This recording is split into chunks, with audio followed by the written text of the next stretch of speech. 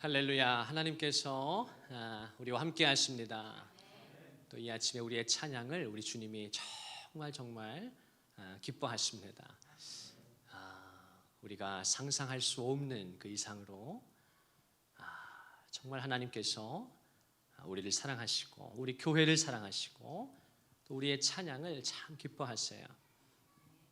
우리 이사야 43장 21절에 말씀한 것처럼 이 백성은 내가 나를 위하여 지었나니 나의 찬송을 부르게 하려 함이라.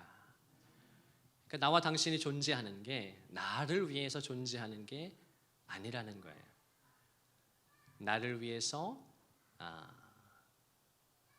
우리 가정을 위해서 그렇게만 우리가 존재하는 게 아니라 이 백성은 내가 나를 위하여 지었다. 그러니까 하나님께서 하나님을 위해서 저와 여러분을 지었다는 거예요. 그렇게 하셔서 뭘 하시는가? 그를 찬송하게 하려 함이라. 우리가 살면서 그 하나님의 목적에 부합할 때, 하나님의 뜻에 우리의 인생의 방향이 만날 때 비로소 저와 여러분이 하나님을 경험하게 되고 또 그분을 체험하게 되고 그분의 은혜를 누리게 되는 줄 믿습니다. 우리가 찬양할 때 하나님이 정말 우리를 기뻐하세요. 은혜영광교회 우리 사명선언문을 만들고 또 이렇게 아름답게 우리가 포스터로 또 이렇게 만들어 드렸는데요. 같이 한번 보시면서 우리 한번 선포하겠습니다. 우리 사명선언문 같이 한번 보면서 선포하십시다. 시작. 은혜영광교회는 하나님의 은혜를 감사하고 그 은혜의 영광을 찬양하는 교회입니다. 우리는 은혜 중심의 공동체로서 은혜가 단지 교회의 이름이 아니라 우리의 정체성이 되기를 원합니다. 우리는 은혜의 하나님을 경험하고 그의 충만한 은혜를 누리며 세상에 나누고 증거하는 교회가 될 것입니다. 아멘. 그렇게 될 줄로 믿습니다. 하나님의 은혜를 감사하는 교회, 그래서 그 은혜의 영광을 찬양하는 교회, 은혜의 하나님을 경험하고 그의 충만한 은혜를 누리며 세상에 나누고 증거하는 교회, 하나님께서 그렇게 우리 교회를 사용하시고 저와 여러분을 쓰실 거예요.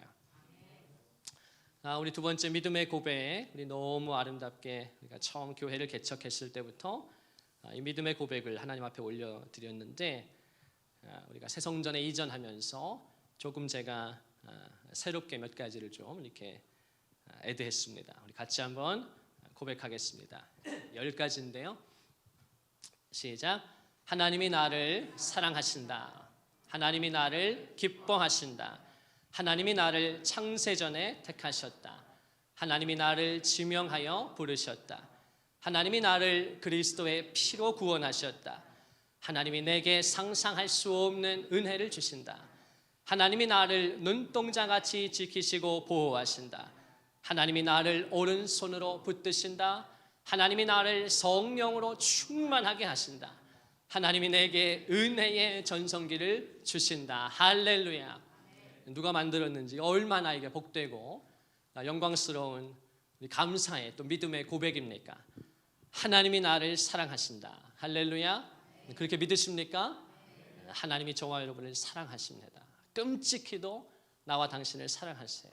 흔들리면 안 돼요. 이 믿음이 어떤 풍랑을 만나도 어떤 폭풍우가 몰아쳐도 이 절대 진리가 흔들려서는 안 됩니다. 하나님이 사랑이시라는 것, 또 그분이 나를 사랑하신다는 것, 이게 핵심이에요. 근데 마귀는 자꾸만 저와 여러분을 참소합니다. 요한계시록에 보면 그 마귀의 본질이 뭐냐? 밤낮 하나님 앞에서 참소하던 자라, 그렇게 말하지요. 자꾸만 저와 여러분에게 하나님의 마음을 왜곡하는 거예요. 하나님은 너를 사랑하지 않아. 하나님은 너를 좋아하지 않아. 어떻게 너를 사랑할 수 있겠니? 마귀는 자꾸 속이는데 그렇지 않습니다. 하나님이 저와 여러분을 끔찍히도 사랑하셔요. 그리고 더 중요한 게 있는데, 더 중요한 게 있어요. 하나님이 나를 사랑하신다는 걸 깨닫게 되면 우리가 구원의 은혜에 이를 수 있어요. 하나님이 나를 사랑하시기 때문에 예수 그리스도를 주신 거니까요. 근데 거기서 머무르면 그 하나님의 깊은 것, 에베소서 3장이 말씀하는 것처럼 하나님의 모든 충만하신 것으로 너희를 충만하게 하기를 원하신다 그랬는데, 이 두 번째 진리를 알지 못하면 그 하나님의 기품을, 그 하나님의 충만함을 온전히 누리지 못합니다. 저도 제 신앙의 여정 속에서 이렇게 브레이크트루, 돌파가 일어났던 경험이었는데, 그게 뭐냐? 하나님이 나를 기뻐하신다는 사실이에요. 하나님이 나를 기뻐하신다. 저는 비교적 우리 아버지 목사님이 너무 엄하게 저를 키웠기 때문에 이렇게 칭찬을 제가 잘 받지 못하고 자랐고, 그래서 하나님이 나를 사랑하신다는 건 알았지만 과연 하나님이 나를 기뻐하시나? 내가 그렇게 자랑스러울까? 하나님 눈에 하나님이 나를 그렇게 인정하시나? 제가 이걸 깨달은 건 얼마 되지 않아요. 그것이 제 신앙의 완전한 패러다임을 바꿔버렸어요. 왜 제가 이렇게 힘있게 찬양하는가? 왜 이렇게 열정을 다해서 예배하려고 하는가? 왜 이렇게 우리 교회가 지난 4년간 예배에 이렇게 목숨을 거나? 다른 게 아니라 제가 이 진리를 깨닫고 나니까, 이 믿음이 제 안에 확 들어오니까 눈이 열리는 거예요. 신앙의 눈이 열리고 하나님에 대해서 눈이 열리는 거예요. 그리고 성경 말씀들이 다 들어오는 거예요. 왜 로마서 8장 1절에 그러므로 이제 그리스도 예수 안에 있는 자에게는 결코 정죄함이 없나니 이는 그리스도 예수 안에 있는 생명의 성령의 법이 죄와 사망의 법에서 너를 해방하였습니다. 왜 성경이 그렇게 이야기하나? 로마서 8장의 시작이죠. 그 로마서 8장의 마지막은 어떻게 끝나죠?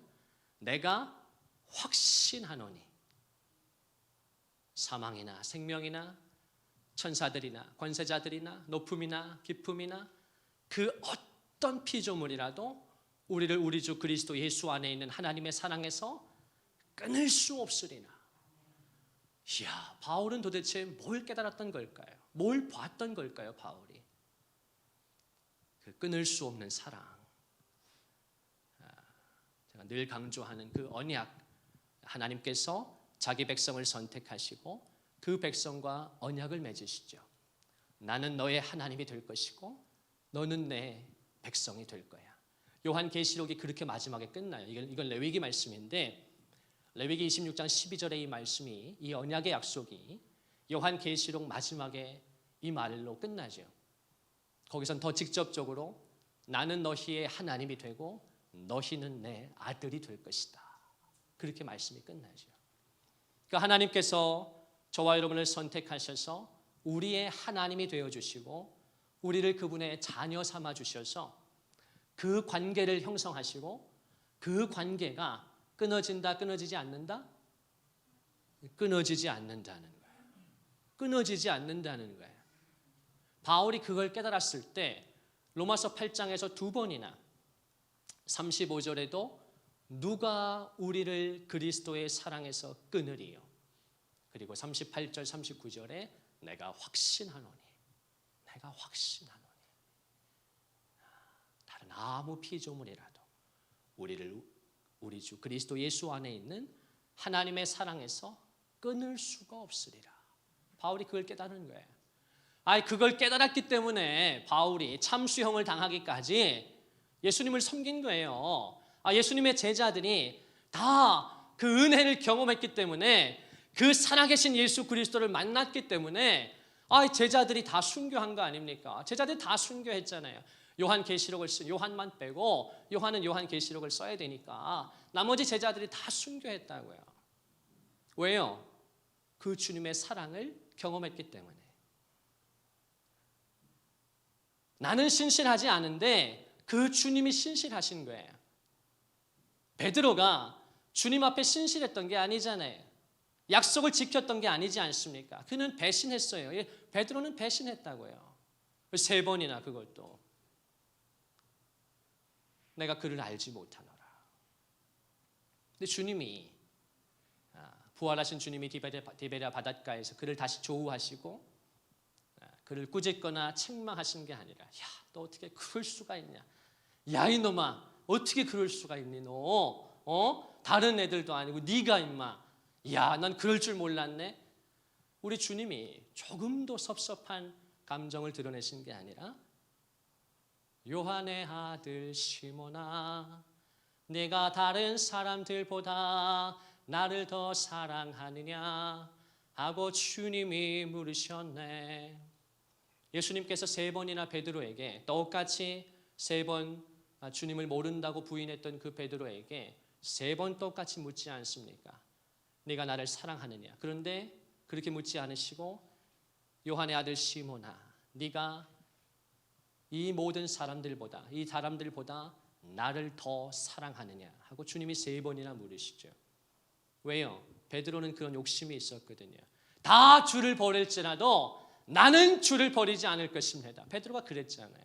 그래 놓고 3번 배신하잖아요. 그러니까 주님이 네가 이 사람들보다 나를 더 사랑하느냐. 그 황망한 주님의 말씀을 듣고 베드로가 어떻게 반응합니까? 내가 주님을 사랑하는 것을 주께서 아십니다. 얼마나 그 아름다운 장면이에요. 얼마나 그 아름다운 회복의 장면입니까? 주님이 그냥 부활하시자마자 벼르고 별렀다가 부활하신 주님이 그냥 아주 그냥 이를 갈고 야 저게 나를 배신해? 아주 거기에 이를 갈고 무덤에서 3일 만에 뛰쳐나오셔서 제일 먼저 베드로를 찾아가서 멱살부터 잡고 야 이 새끼 하고 주님이 만약에 하셨다면 저와 여러분이 이 아침에 어떻게 예배할 수 있어요? 어떻게 나 같은 사람이 목사가 될 수 있습니까? 불가능한 것이잖아요. 근데 그 요한복음의 마지막 장은 너무나 아름답게 회복으로 끝나잖아요. 주님의 위로가 있고 주님의 치유가 있고 주님의 회복이 있었던 그 바닷가, 그 모래사장, 그 주님과의 조우. 저와 여러분의 신앙의 여정에서 그 하나님과의 인격적인 조우의 사건이, 인카운터의 사건이 반드시 있어야 합니다. 주님이 내 눈물을 닦아주시는 걸 경험해야 되고요. 주님이 어쩜 그렇게 내 속상한 마음을 그렇게 철석같이 알아주시는지. 풍랑이 있지 않습니까? 풍랑이 없으면 좋겠는데 이놈의 인생이 고달파서 풍랑이 있다고요. 이 폭풍우가 계속 비바람이 몰아칩니다. 근데 저와 여러분이 어떻게 살 수 있어요? 어떻게 오늘도 예배의 자리에 나올 수 있고 어떻게 힘을 다해 찬양할 수 있고 하나님은 선하시다고 어떻게 우리가 고백할 수 있습니까? 풍랑이 없어서가 아니라 폭풍이 없어서가 아니라 때로 예상치 못한 비바람이 불고 막 감당하기 어려운 것들이 오는데 그 잠시 고난의 순간이 지나면 하나님의 놀라운 위로하심이 있잖아요.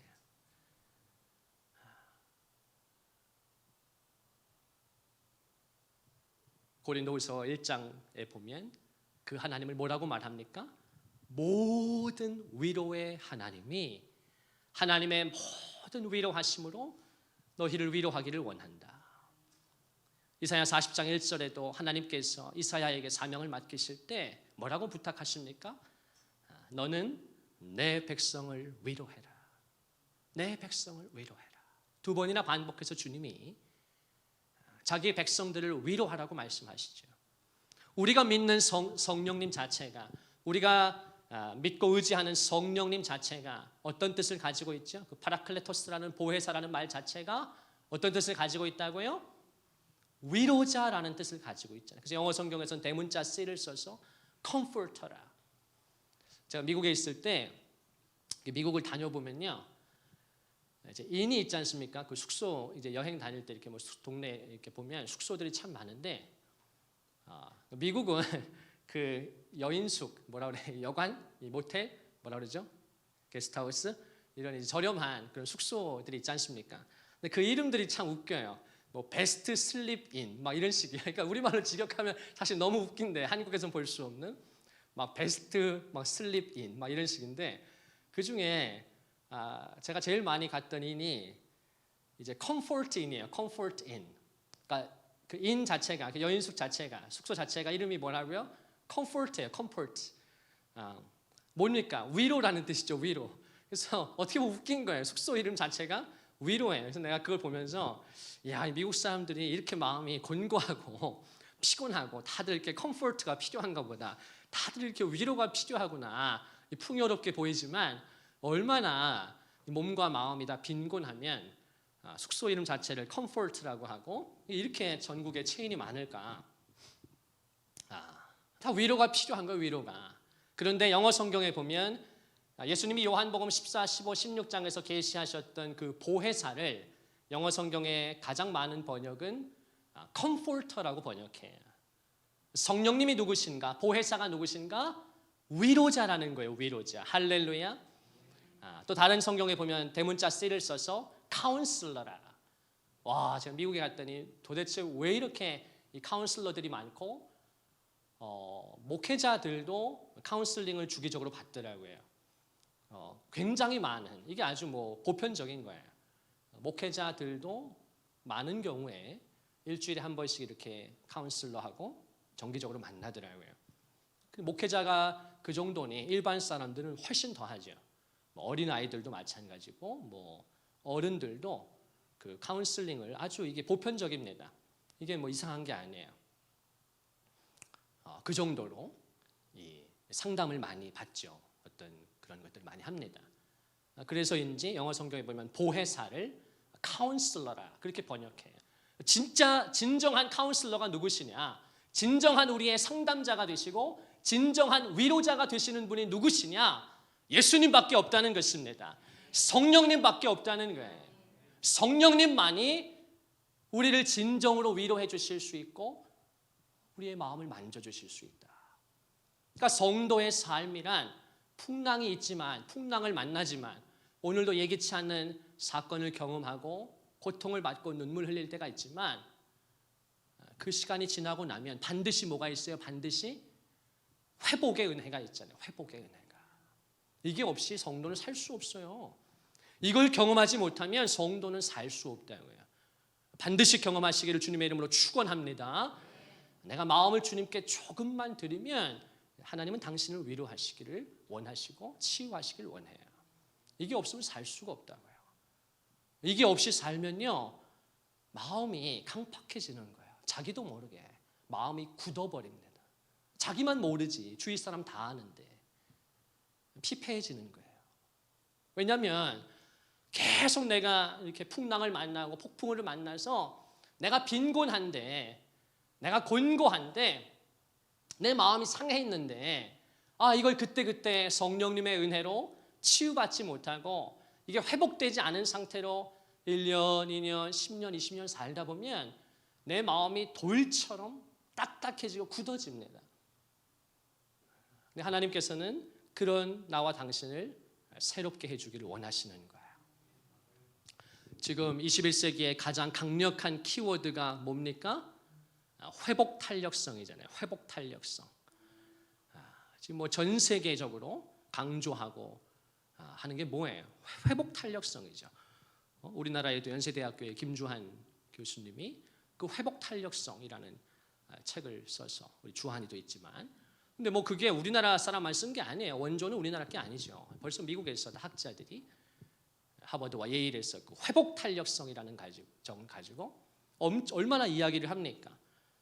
왜냐하면 너무 지금 살기가 어려우니까, 감당하기 어려운 사건과 일들이 전 세계적으로 일어나니까 말세의 징조들이 대지진이 일어나고 감당할 앞으로 더 큰 게 더 빈번하게 일어난다는 거 아닙니까?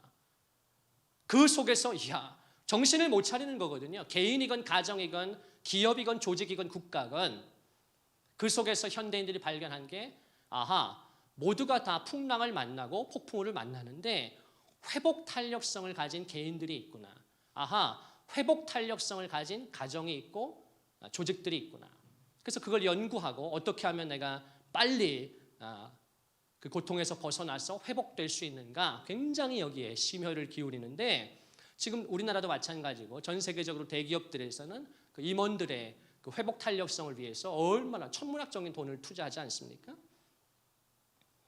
요가도 막 이제 해주고 명상도 해주고, 우리 성도님도 남편 얘기를 들어보니까 그 삼성에서 또 우리도 다 임원들 또 전 직원 뭐 이렇게 명상 의무적으로 다 하게 한다 그러더라고요.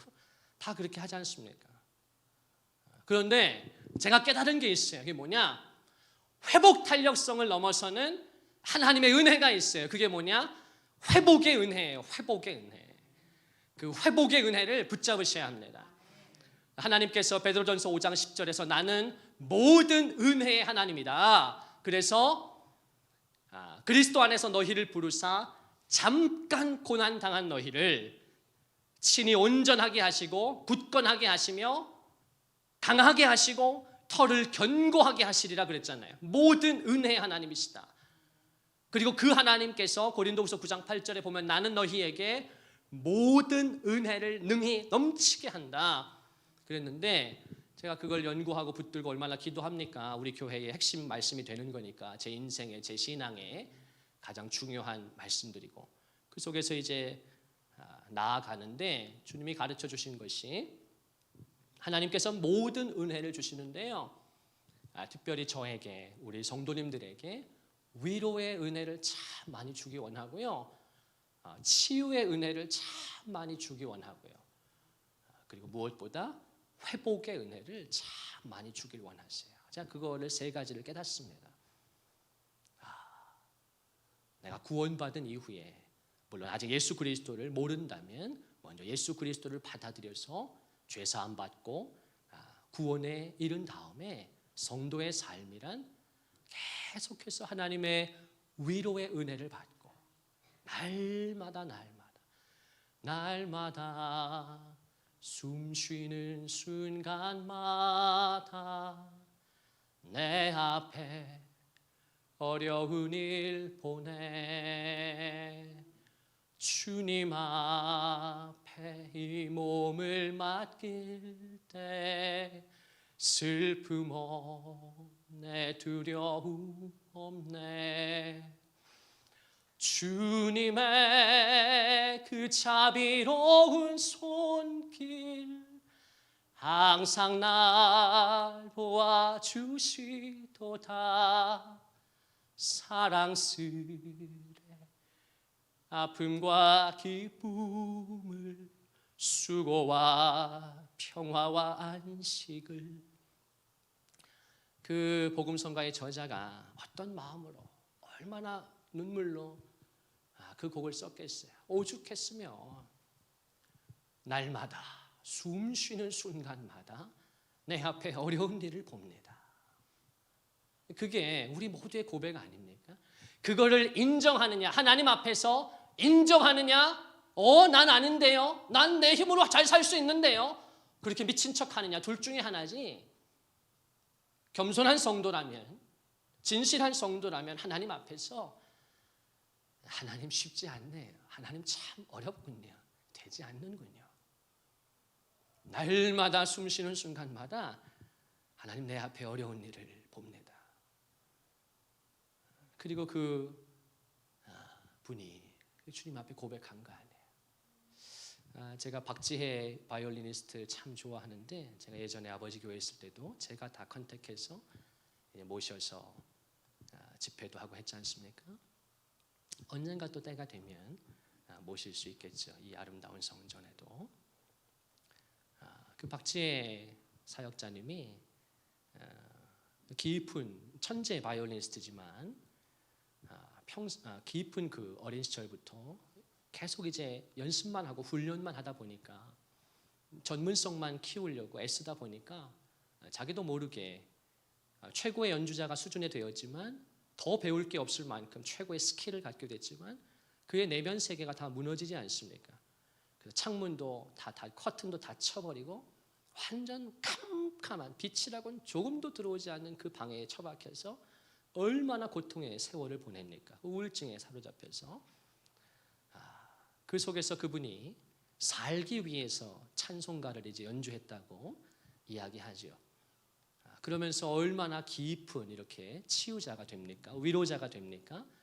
지금 아주 깊은 우리의 마음을 위로해주고 채워주는 하나님의 종으로 쓰임을 받는데, 그분이 연주한 그 찬양 중에 누군가 널 위하여 누군가 기도하네. 내가 홀로 외로워서 마음이 무너질 때 누군가 널 위해 기도하네. 그 복음성가를 이분이 눈물로 연주합니다. 제가 참 많이 듣는 좋아하는 찬양인데 유튜브에 순기능 아니에요. 유튜브에서 좀 찾아서 주중에 한번 들어보세요. 누군가 널 위해 기도하네. 그분이 어떤 마음으로 연주하는지, 우리의 마음을 얼마나 따뜻하게 하고 위로하는지. 거기서 말하는 누군가가 누구예요? Someone is praying for you. 외국분이 지은 찬양 아닌 찬양인데 누군가 널 위해 기도하네. 누구예요? 우리 예수님인 줄 믿습니다. 예수님께서, 보혜사 성령님께서 그 누군가가 날 위해서 기도하신다는 거 아니에요. 시몬아 시몬아 보라, 지금 마귀가 밀가루 부르듯 하려고 너에게 역사하고 있지만 너의 믿음이 떨어지지 않기를 위해서 내가 기도하였으니 너는 돌이켜 믿음을 굳건하게 한 후에 내 형제를 도와주라. 우리 예수님이 하신 말씀 아닙니까? 내가 너를 위해 기도하였으니. 로마서 8장 26절에 보면 오직 성령이 말할 수 없는 탄식으로 우리를 위하여 친히 간구하시느니라. 제가 생명처럼 붙들고 있는 말씀인데 오직 성령께서 말할 수 없는 탄식으로 나를 위해 기도하고 계신다. 할렐루야. 나를 위해 간구하고 계신다. 우리 가정을 위해서, 우리 교회를 위해서, 또 여러분의 직장과 사업, 여러분의 그 삶의 터전, 때로 막막하고 답답하고 고통스럽고, 그런데 누군가가 기도해 준다는 거예요. 오직 성령이 말할 수 없는 탄식으로 너를 위해서 기도하신다. 할렐루야. 이것이 성도가 가지고 있는 회복의 은혜예요. 하나님이 기도해 주시기 때문에. 나는 신실하지 않은데 하나님의 그 신실하심에서 나오는 그 은혜거든요. 그래서 데살로니가 전서 5장 24절에 너희를 부르시는 이가 신실하시니 그가 또한 이루어 주실 것이다. 할렐루야. 그 하나님의 신실하심이 나와 당신을 지켜주시고 보호해 주십니다. 그래서 이 하나님이 나를 기뻐하신다는 걸 깨달을 때 인생이 바뀌고 신앙의 패러다임이 바뀌어요. 내가 벌받지 않으려고 오늘도 예배 안 드리면 이번 한 주가 힘들어지겠지, 예기치 않은 사건이 일어나겠지, 차 타고 가다가 차가 펑크 나겠지, 이런 삼류 그냥 저질 기독교가 아니라 얼마나 한심한 기독교예요. 그런 기독교가 아니라 하나님이 나를 기뻐하신다는 걸 알게 될 때 정말 우리의 모든 게 바뀝니다.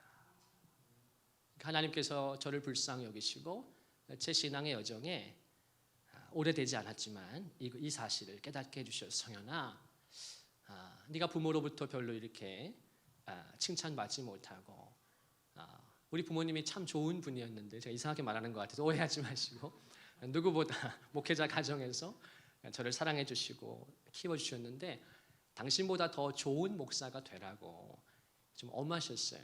당신은 이제 빈손 들고 개척해서 이제 훌륭한 목회를 하셨기 때문에 아들은 더 좋은 목회를 하길 바라는 마음에 굉장히 엄했다고요. 그 속에서 내 안에 자유함이 없었던 것 같아요. 하나님이 나를 기뻐하신다, 하나님이 나를 인정하신다, 그런 걸 잘 몰랐던 것 같아요. 근데 제가 믿음의 눈을 뜨고 나니까 I'm so proud of you, my son. 막 주님이 이렇게 말씀하시는 걸 얼마나 많이 이렇게 믿음으로 들었는지 몰라요. 나는 너를 자랑스럽게 생각한다, 성현아. 너는 정말 자랑스러운 내 아들이야. 내가 너를 기뻐한다. I am pleased with you. 내가 정말 너를 기뻐한다. 이런 말씀들을 기도하는 가운데, 예배하는 가운데 얼마나 많이 하나님 주셨는지 몰라요. 그러고 나니까 제가 이렇게 미친놈처럼 찬양하고 막 예배하고 막 춤추고 막 그러는 거예요. 하나님이 나를 기뻐한다는데, 하나님이 나를 자랑스러워한다는데. 다윗이 깨달았던 게 그거거든요. 다윗은 그 아버지 이새의 막내 아들이었어요. 아무도 주목하지 않는 아들들이 많았기 때문에 그 속에서 다윗이 뭐라고 고백합니까? 주님을 만나고 난 다음에 내 부모는 나를 버렸으나 주님은 나를 영접하시리이다. 다윗이 그걸 깨달은 거거든요. 아무도 주목하지 않아서 형들은 나가서 훈련받고 교육받고 쓰임 받을 때 나는 들에서 그냥 양이나 양똥이나 치우고 막 그랬거든요. 아무도 주목하지 않았던 나에게 하나님이 먼저 찾아와 주시고 하나님이 성령으로 기름을 부으셔서 이스라엘의 주권자를 삼아 주실 때 다윗의 마음속에는 사무치는 고마움이 있었던 거예요. 하나님이 나를 영접해 주시는, 나는 부족하여도 영접하실 터이니 영광 나라 계신 임금 우리 구주 예수라. 하나님께서 나와 당신을 영접해 주시는 줄로 믿습니다. 나는 그분을 때로 버릴지라도, 나는 신실하지 못할지라도 하나님 저와 여러분을 영접해 주시고 맞아 주시고 환영해 주시고 지금까지 기다리신 그 주님께서 오늘도 내 작은 마음을 주님 앞에 드릴 때, 하나님 앞에 주님 내가 이거밖에 안 된다고 나아가며 고백할 때 하나님은 나와 당신을 꾸짖고 책망하는 것이 아니라 주님의 너른 품에 우리를 꼭 안아주셔서, 요새 제가 그래서 우리 교회가 그 주 품에 찬양을 참 많이 부르는 거예요. 얼마나 깊은 위로와 회복을 주는지 몰라요. 주님 그 품에 나를 품어주세요. 주님의 그 날개 그늘 아래 나를 거하게 해주세요. 주님 안에서 내가 안식을 누리기 원하고 주님 안에서 참 평안을 누리기를 원합니다. 하나님께서 그 은혜를 저와 여러분에게 주셔요. 반드시 기억하기를 바라는 것이 하나님이 당신을 기뻐하신다는 사실이에요. 우리 세 번만 같이 고백하겠습니다. 하나님이 나를 기뻐하신다. 하나님이 나를 기뻐하신다.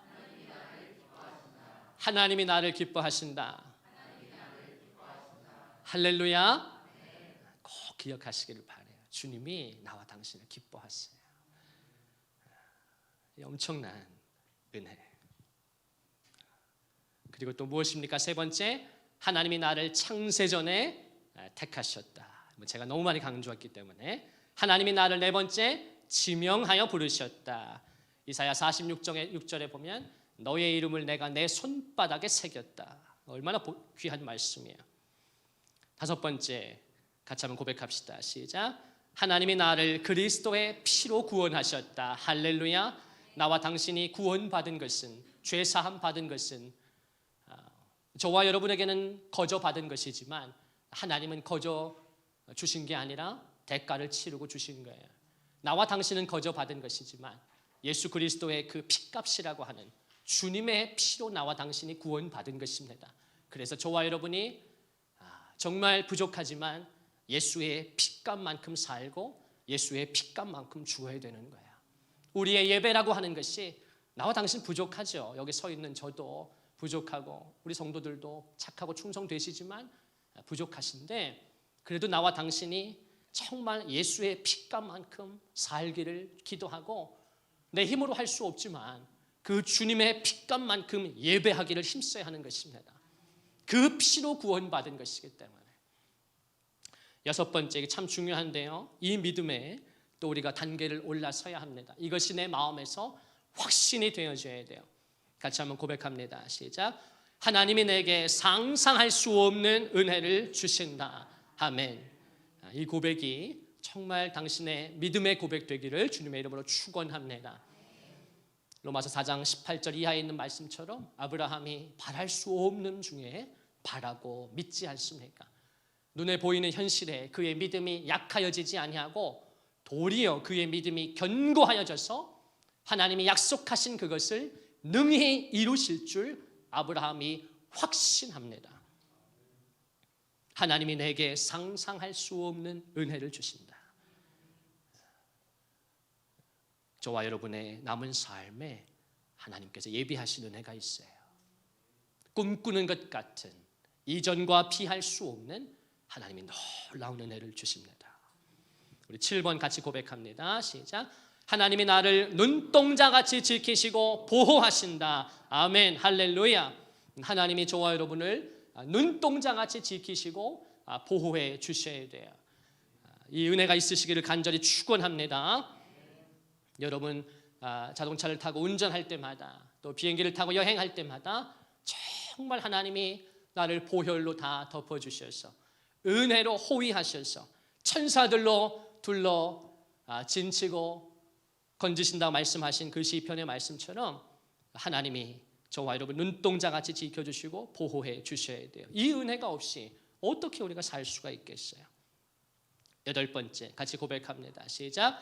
하나님이 나를 오른손으로 붙드신다. 할렐루야. 하나님이 나를 오른손으로 붙드신다.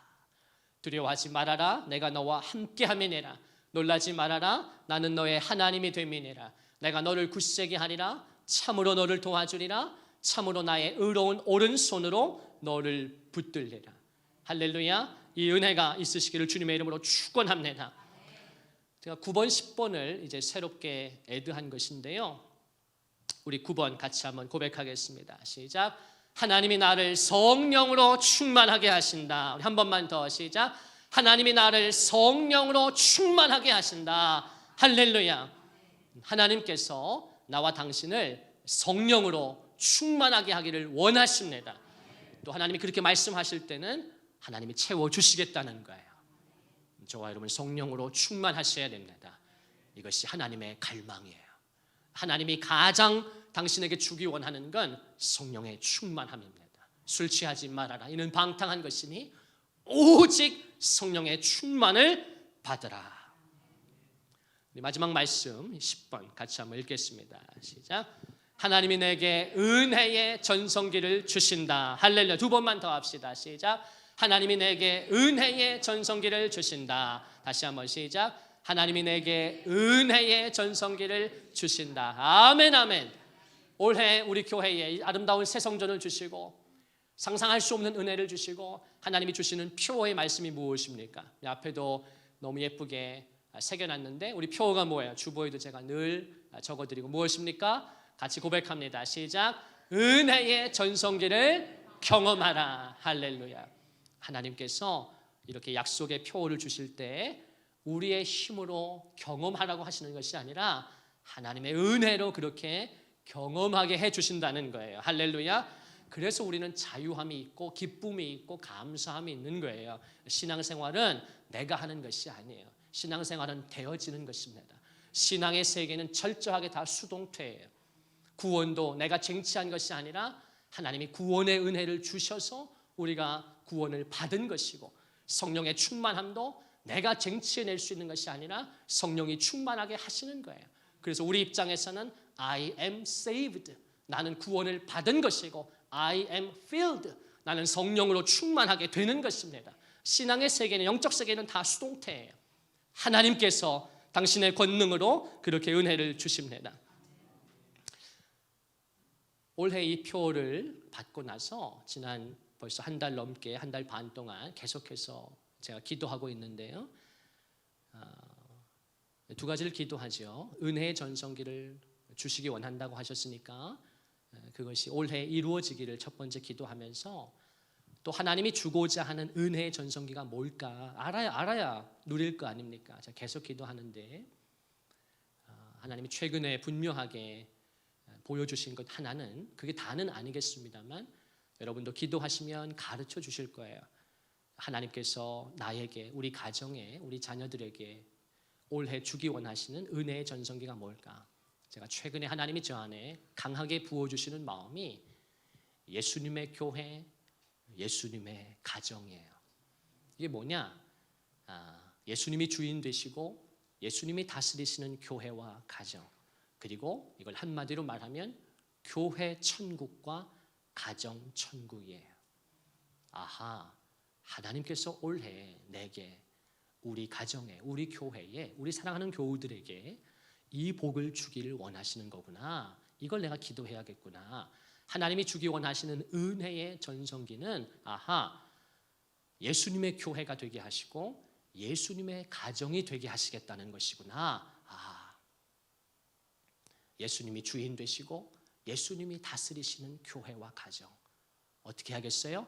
목사로부터 우리 아이에 이르기까지 교회의 모든 지체들이, 구성원들이 다 예수님을 바라보는 거예요. 예수님의 가정, 예수님이 어떻게 우리 가정의 머리 되시고 주인 되시고 다스리시는가?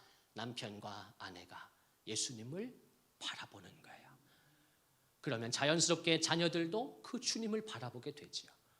하나님께서 올해 우리 교회의 사역을 통해서 교회를, 또 우리의 가정을, 우리의 삶을 예수님의 가정으로, 예수님의 사람으로 만들어 주실 줄로 믿습니다.